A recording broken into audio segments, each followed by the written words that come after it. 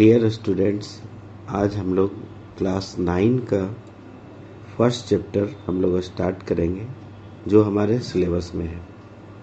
First chapter है हमारा the fundamental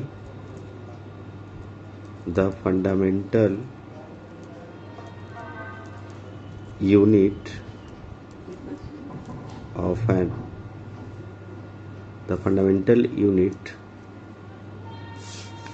of life.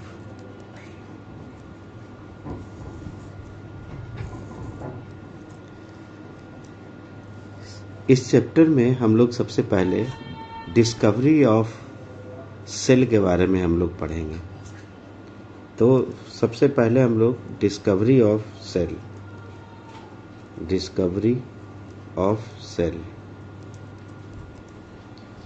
सबसे पहले हम लोग ये समझेंगे कि सेल का डिस्कवरी किसने किया। तो सेल का डिस्कवरी सबसे पहले रॉबर्ट हुक ने किया था।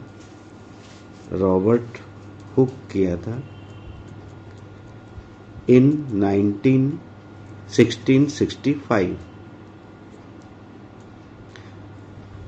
फर्स्ट पॉइंट हमारा डिस्कवरी से रिलेटेड हमारा रॉबर्ट हुक्स के थ्रू है।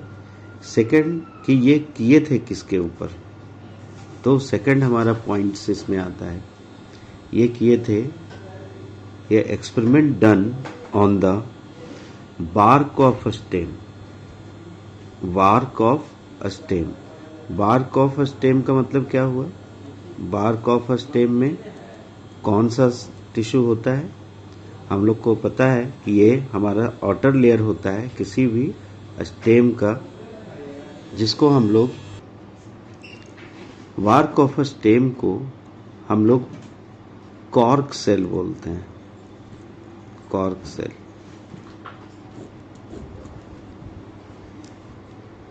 इस सेल के थ्रू इन्होंने अपने बनाए हुए माइक्रोस्कोप पे इन्होंने देखा था और इस माइक्रोस्कोप के थ्रू इन्होंने जब इस कॉर्क सेल को देखा तो उन्हें कुछ दिखा, स्ट्रक्चर दिखा, और वो स्ट्रक्चर था honeycomb like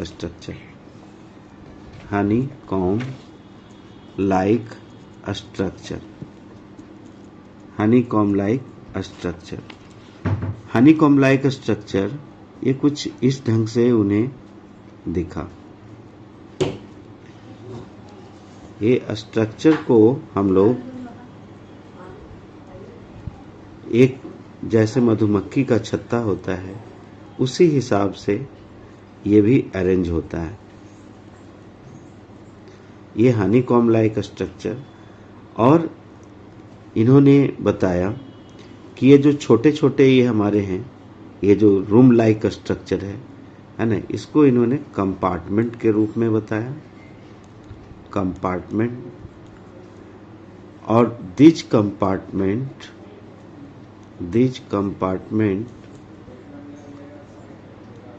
is a looks like little room.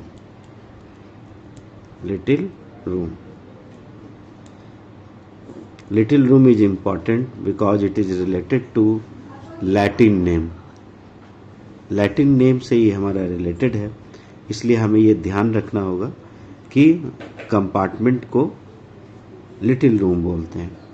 और इन्हीं लिटिल रूम को रॉबर्ट हुक ने सेल का नाम दिया। सो लिटिल रूम्स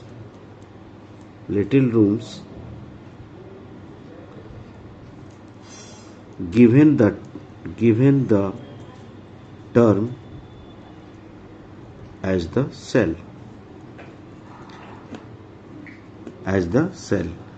सो यहाँ पे सेल का डिस्कवरी हमारा हो चुका। अब हम लोग इस सेल के डिस्कवरी के बाद हम लोग डिस्कवरी से रिलेटेड अब हम लोग आगे हम लोग सीखेंगे कि इसका डिफिनीशन क्या था, सेल का एक्चुअल डिफाइन हम लोग कैसे करेंगे। तो डिफाइन से पहले हम ये बता दें कि ये जो हम लोग ने यहाँ पे बार्क ऑफ स्टेम का नाम लिया था और जिन्होंने एक्सपेरिमेंट किया था कॉर्क सेल था, ये बेसिकली हमारा डेड सेल्स था। तो ये डेड सेल्स भी हमारे लिए इम्पॉर्टेंट हैं जानने के लिए। Now come to our next point for definition. So definition we can say about the cell is the structural and functional unit of an organism.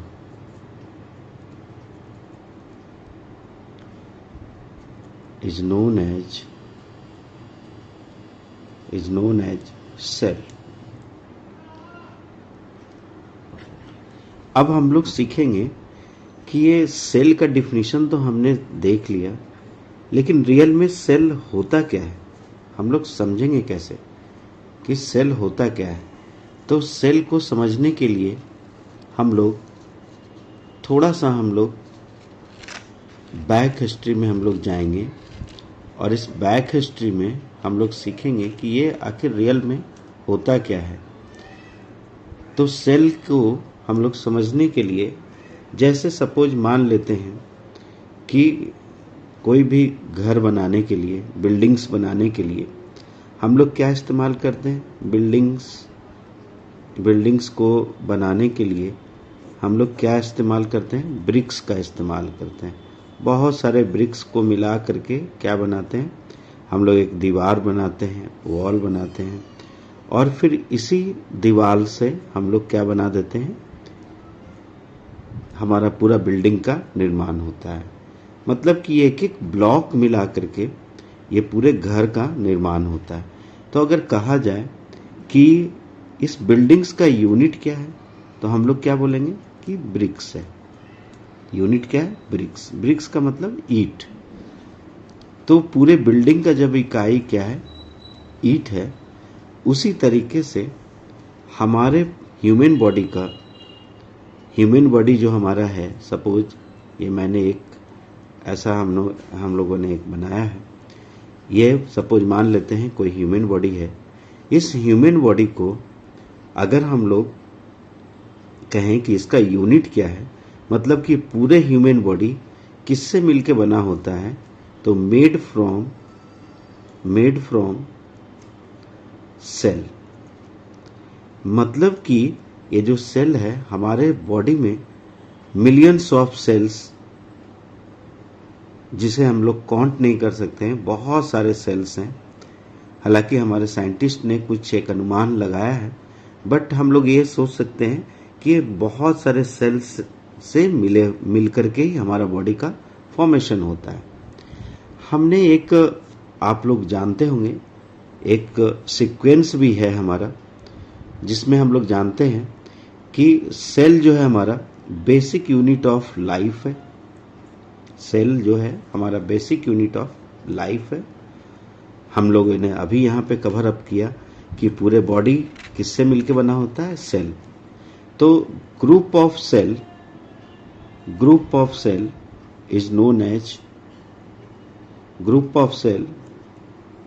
is known as tissue, and group of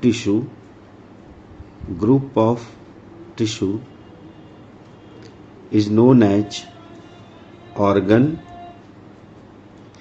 and group of organ is known as organ system,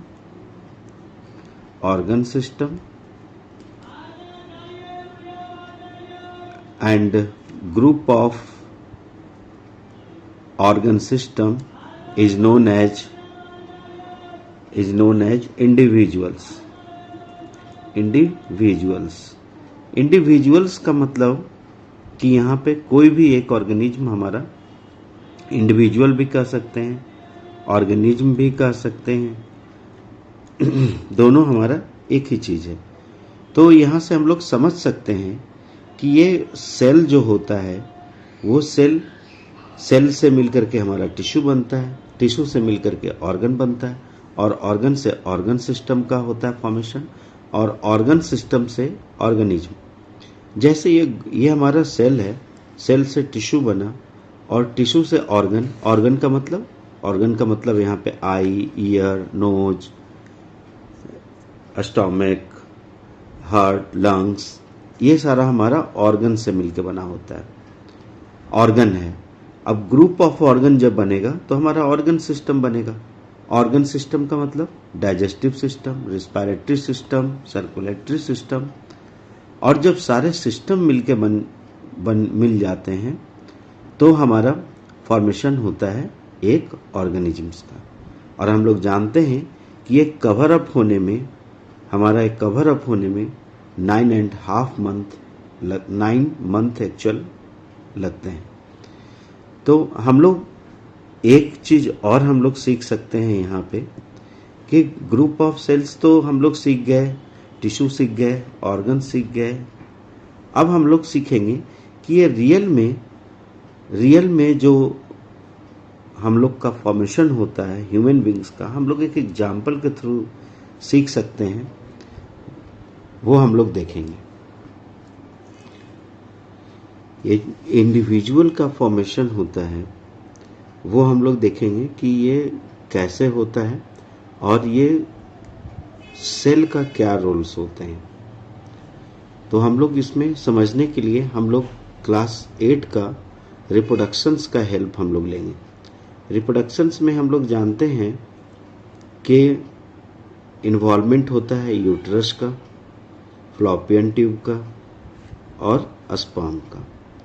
वो हम लोग यहाँ पे उसके माध्यम से हम लोग समझेंगे कि ये कैसे फंक्शंस करता है, कैसे ये फॉर्मेशन होता है, और सेल्स का क्या रोल्स होते हैं, वो हम लोग समझेंगे। हम लोग जानते हैं कि यूट्रस से हमारा जुड़ा होता है फ्लॉपियन ट्यूब, और ये फ्लॉपियन ट्यूब एक बहुत ही इम्पॉर्टेंट रोल करता है फर्टिलाइजेशंस में। तो सबसे पहले हम लोग इसका बेसिक स्ट्रक्चर को समझ लें। ये हमारा यूट्रस है और ये हमारा फ्लॉपियन ट्यूब है, फ्लॉपियन ट्यूब दोनों साइड्स पे होते हैं, और ये हमारा यूट्रस है। नीचे जो हमने ये बनाया है ये वेजाइना है।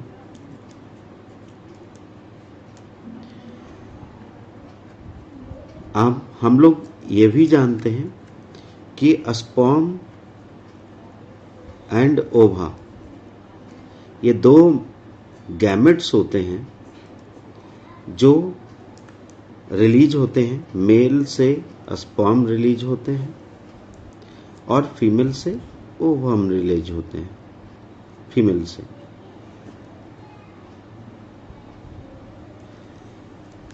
स्पर्म का स्ट्रक्चर हम लोग ऑलरेडी जानते हैं, ये कुछ इस ढंग से होता है स्पर्म का स्ट्रक्चर, और ओवा ऐसा होता है।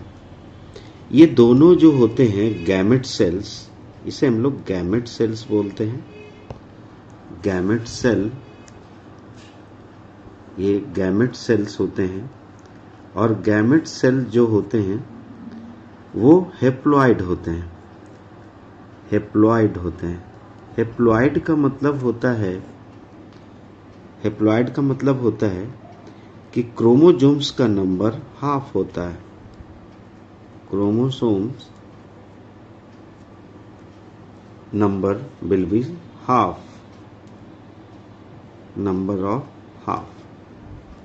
मतलब हम लोग जानते हैं कि 46 होता है, तो इसमें कितना होता है क्रोमोसोम्स? 23 होगा। मतलब कि 23 यहाँ पे होगा और 23 यहाँ पे होगा। ये दोनों हेप्लॉइड होते हैं। अब जब वेजाइनल ओपनिंग के थ्रू स्पर्म एंटर करेगा तो ये जाएगा फ्लॉपियन ट्यूब में, दोनों साइड पे जाएगा फ्लॉपियन ट्यूब में स्पर्म, और जाने के बाद यहाँ पे होता है हमारा ओवरी, जिससे क्या होता है हर मंथ पे एक ओवम रिलीज होता है और ये अल्टरनेट फैशन पे होता है। एक बार सपोज जनवरी में इस साइड पे हुआ तो फरवरी में इधर से रिलीज करेगा। अब जब यहाँ से रिलीज करता है एग्स यानी ओवम, तो ये चला आता है फ्लॉपियन ट्यूब में और ये स्पर्म यहाँ से आता है और इस फ्लॉपियन ट्यूब में पहुँच के इसको फर्टिलाइज करता है। इस वाले स्ट्रक्चर को जो यहाँ पहुँच रहा है, ये हम लोग थोड़ा सा इसको इस पार्ट को यहाँ पे हम लोग समझेंगे। यहाँ पे मैंने कर रहा है, ये ओवम है और ये यहाँ पे स्पर्म आया है इसको फर्टिलाइज करने के लिए। तो ये जब फर्टिलाइज होता है तो ये देखो यहाँ पे 23 क्रोमोजोम्स और यहाँ पे 23 दोनों मिल करके कितना हो गया 46। डैट मीन्स कि हमारा ह्यूमन का जो क्रोमोजोम्स होता है वो हमारा यहाँ पे अचीव हो जाता है।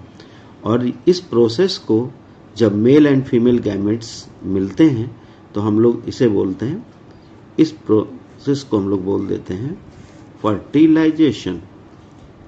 फर्टिलाइजेशन जब ये फर्टिलाइजेशन हो जाता है तो ये जो सेल्स होते हैं यहाँ पे जब फर्टिलाइज किया दोनों मिल करके क्या होते हैं, एक सेल बन जाते हैं।